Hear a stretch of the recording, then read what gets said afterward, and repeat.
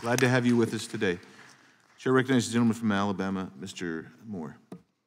Thank you, Mr. Chairman, and certainly I appreciate all the witnesses being here today. And Ms. Rockwell, we are certainly give our condolences to you and your family for the loss of Logan.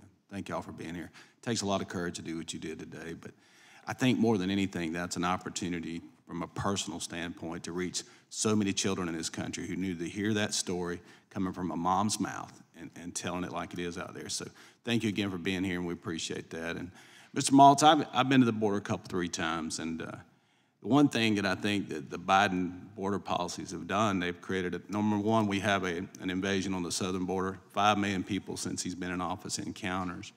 The one thing that I noticed that it kind of concerned me, and I don't know if you've heard this, but there's a price now for human beings to be shipped across our southern border, and they're dealing with the cartels. And so the prices we heard were about, well, this is a few years ago, but last week the testimony in Yuma, Arizona is now $6,000 a head if you want to come into the U.S. from Mexico or Guatemala, any of the Triangle Nations. And if you're coming from Russia, it's up to $19,000. 100 countries, I think 106 countries come through Yuma.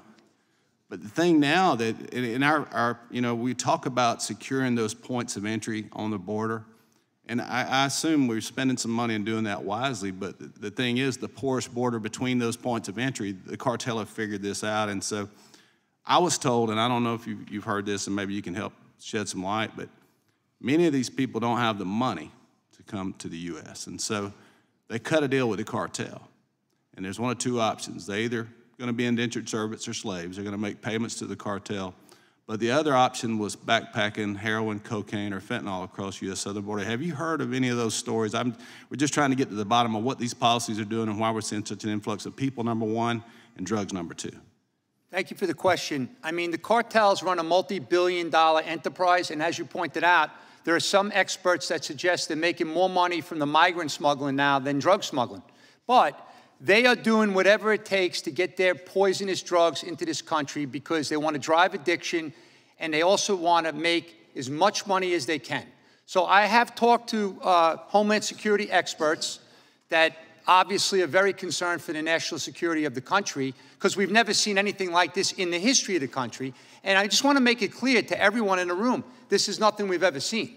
So there are so many migrants coming in, and it's just unknown. We don't know what we don't know.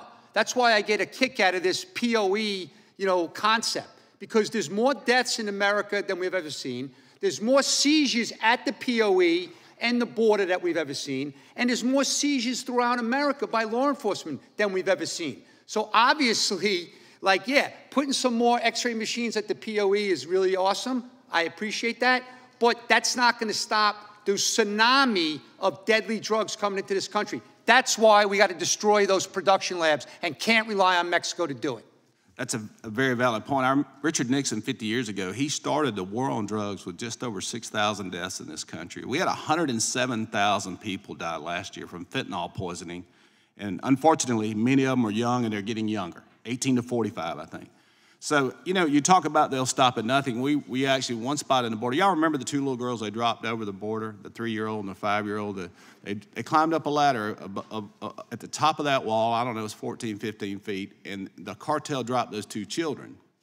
And as the border agents, we went to that spot, as the border agents ran to that spot, there was an opening 1 mile away where they were shipping their drugs through. So they used those children as decoys, and that's what they're doing with these migrants. They'll send them in waves across the southern border, and as a CBP, the CBP is now nothing more than a concierge service.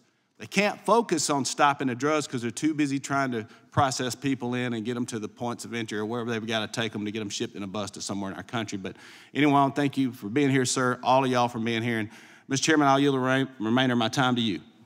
Thank you.